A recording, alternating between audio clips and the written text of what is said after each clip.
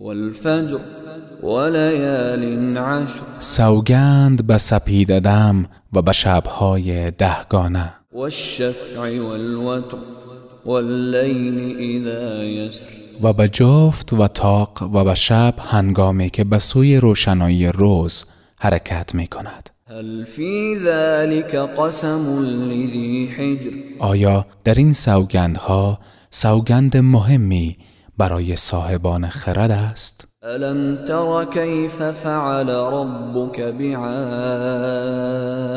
آیا ندیدی پروردگارت با قوم عاد چی کرد؟ ارم ذات العماد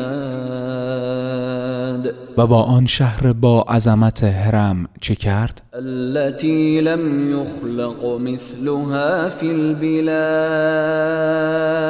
که مانندش در هیچ سرزمینی ساختن نشده بود.